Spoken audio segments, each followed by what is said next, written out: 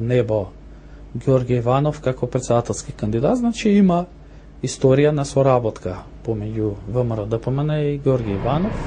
Дали главниот град на државата која предводи Георги Иванов е Скопје 2014 или античкиот град Пела? Секојаш Георги Иванов беше за човек близок на Георги Спасов и никако не погоди ниеден. Ние постојано забораваме дека првата функција која Никола Груевски сака да му даде на Георги Иванов амбасадор во Атина или амбасадор во Грција, тоа го стопира тогаш Бранко Царенковски. После тој неуспешен обид Георги Иванов да стане амбасадор во Грција, Никола Груевски него го предлага за председател на државата. Апсолутно, Никола Груевски пред себе имаше примерот на односите помеѓу Љупчо Георгиевски и Борис Трајковски. Мислите дека не е случаен изборот на Георги Иванов? Не е случаен. Мислам дека Иванов не е случаен избор на Никола. Дека е подготвуван производ, подготвуван модел да биде избран таков председател на државата. Мислам дека Иванов како председател на Република Македонија е во рамките на концептот на модел за председател на Република Македонија по избор на Никола Груевски. Мислам дека премиерот Никола Груевски доби председател како што посакуваше.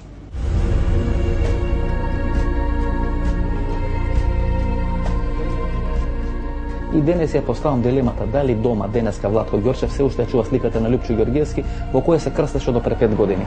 Владко Ѓорчев има најдолг стаж од сегашното раководство на ВМРО во ВМРО ДПМН. Да, јас го зачленив после протестите 97 година. Владко Ѓорчев веројатно очекуваше многу поголема политичка кариера, беше близок до Борис Трајковски, се клацкаше во тој конфликт помеѓу Љупчо Георгиевски и Никола Груевски, на крајот остана кај Никола Груевски. Ако Владко на некого требаше да му биде најблагодарен за тоа што го препознава како ВМРО-вче, тоа беше Георгиевски. Владко Ѓорчев, веројатно човекот со најдолг партиски стаж од сегашното раководство во редовите на ВМРО ДПМН, човек со 32-33 години, е смешно да се каже дека има најдолг партиски стаж, меѓутоа тоа е реалноста.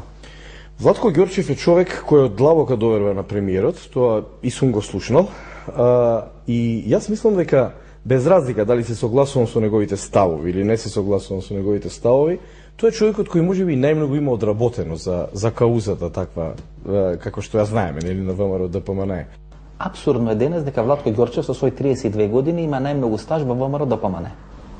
Добро, тоа што одамна сум го зборувал, јас си мислам дека сме согласни дека злоупотребата на деца во политички цели почнува од господинот Глигоров. Дали Владко Ѓорчев? Само на такви луѓе вие можете со таа возраст да им продадете приказна дека во 95 година сме можеле да видиме дел од НАТО, ама некој одбил. Зошто Владко Ѓорчев прифати да биде дел од тимот на Никола Груевски и не остана со Љупчо Георгиевски. До постоен момент, колку што јас имам информации, дека се правеа тие калкулации кој на која страна ќе оди, Владко Ѓорчев беше на линија со Љупчо Георгиевски. Па јас ги знам тие информации, бидејќи имам човек од внатре кој што бил покрај него додека он телефонирал Дејана Груевски, Дејана Георгиевски. Добар дел од тие луѓе таму, еве да не именувам и други, беа во таков стрес што повеќето пие апчиња за смирување, не знае како да се одлучат. Тоа е проста причина што единствено гледаа интерес, каде ќе превагне интересот, а не може да просудат во тој момент кој ќе биде појак. Инаку да, после тоа тој се определи да биде овде и верувам дека и после тоа контактирал со Георгиевски. Како Владко Ѓорчев го изневерува Љупчо Георгиевски, велат во тој конфликт помеѓу Љупчо и Никола, Владко до крајот е на страната на Љупчо. Меѓутоа во последен момент го менува адресот. Знаете што е интересна таа концепција и структура таму. Секогаш тие што се предавници или кодоши одма напредуваат во дел од партиските структури. Беше еден од најголемите фронтмени на доаѓањето на Никола Груевски на власт. Беше оној туристички водич што ги решетуеше новинарите да ги покаже куќите кај црвената буржуазија. Од мене доби пакетче за нова година во собрание, ама сега не го гледам да ги покаже. Има една тамо улица Салвадор Алинде кај што се куќите на ново компонираните омаровски богаташи. Таму не оди да покаже кој што има. Вечниот незавршен студент или вечниот абсолвент Владко Ѓорчев денес се засили и сака да заврши 2 факултета. Вие го заченица Владко Ѓорчев во ВМРО ДПМН. Да. Владко Ѓорчев веројатно очекуваше многу повисока функција, не ја доби. Дали има лидерски амбиции Владко Ѓорчев во ВМРО ДПМН? Има. Ја мислам дека тој се гледа како нареден председател после Груевски. Зошто он беше? И сите елементи, се што повлекува како потез, укажува на тоа. Дали по вас Владко Ѓорчев има лидерски амбиции во врвот на ВМРО ДПМН? Се надевам дека е доволно умен да знае дека таму би пропаднал најбрз. Мислам дека он во овој момент ужива у таа улога. Он да биде нешто као Джеймс Бонд у парламент овластен да убие, он има дозвола, иди на Бучко на емисија, изразвикај му се, направи на ова и така натаму. Ако не знаеш што да правиш во тој момент, обвини го Црвенковски, пошто тој е редовно винувен за се. Зошто Владко Ѓорчев не го доби тоа место кое го посекуваше? Министар за одбрана, претпоставам. Па тогаш немаше оформено високо образование, немаше формално услови да биде министар. Иначе момчето има желба, талентиран е, мислам дека цел живот ќе остане талент, како Петар Вилфан. Никад нема да заигра од златната 12 на југословенската кошарка. Зборам за тоа време. Мислите дека проблемот на Владко Ѓорчев е дека од идеолошкото, а не од бизнес или економското крило на Никола Груевски и дека тоа ја детерминира неговата позиција во партијата? Да, мислам дека тоа ја детерминира. Евентуално постојат 3 играчи со можни лидерски амбиции. Тоа е Владко Ѓорчев, Антонио Милошевски и градоначалникот на аеродром господинот Коневски. Зашто го поценувате Илија Димовски? Има таму уште играчи.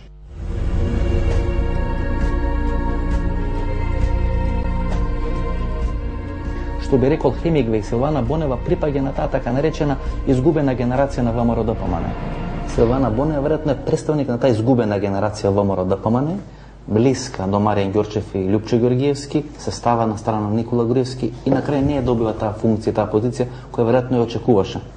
Знаете, ќе добиете, вие сте мало човече, ве донеле од негде, ви кажале што ќе облечете, ве дотерале, ви кажале ова е собрани, ова е градски, трговски, ова е пешашки, зелено светло и преку ног добиваат улога да бидете големи. Од два клучни периоди таа се става на страна на Никола Груевски, кога Никола Груевски победува за лидер на ВМРО и подоцна победува таа битка со Љупчо Ѓоргиевски. Тоа се војници за сепак за во првиот собраниски ред, но не и гардата лична на премиера. Многу минаа подценот, меѓутоа мислам дека е една многу битна фигура во ВМРО ДПМН изминатите 6-7 години. Да, не е за подценување. Исто и она има одредени многу силни карактеристики, капацитети за занимавање со политика на оној кулоарски начин. Меѓутоа, мислам дека веќе е истрошена, и сега полека ја тргаат на страна, ја користат само на дугме кога им треба, затоа што она не е во онаа конструкција на внатрешниот тим од тие први 5-6 луѓе. Силвана Бонева е жената која 2 пати застанува на страна на Никола Груевски, еднаш на конгресот 2003 година и го изневерува Маријан Ѓорчев, и втор пат 2004 година кога тој конфликт со Љупчо Ѓоргиевски. Силвана Бонева 2004 година дефинитивно беше на страната против Груевски.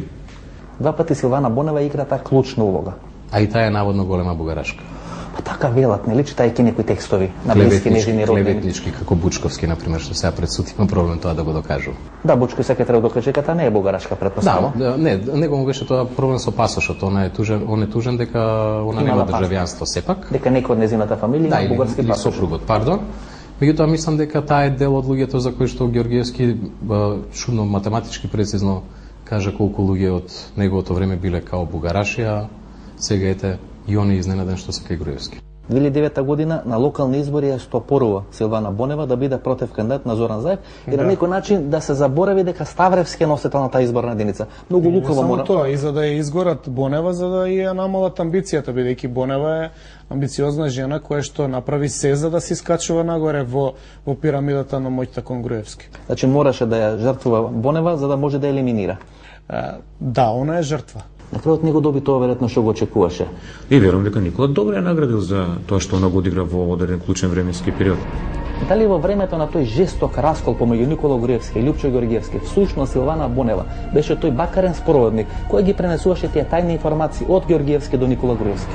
Значи Силвана беше на страна на Љупчо. Дефинитивно. Единствено се чекаше подписот на Силвана. Мислам во тој период Силвана ги пренеси сите информации од едната на другата страна, започна да следи пресконференцијата. На Никола Груевски? Да.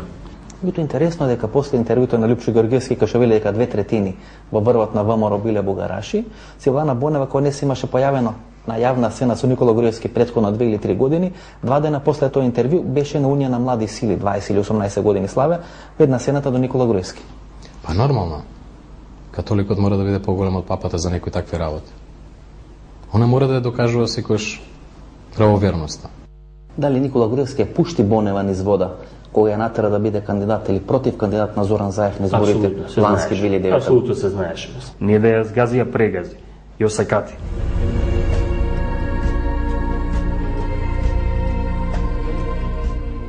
Ако на првата асоциација сите луѓе на премиерот Никола Груевски во опозицијата би рекле фамилијата на Никола Груевски, што би рекол Љупчо Зиков?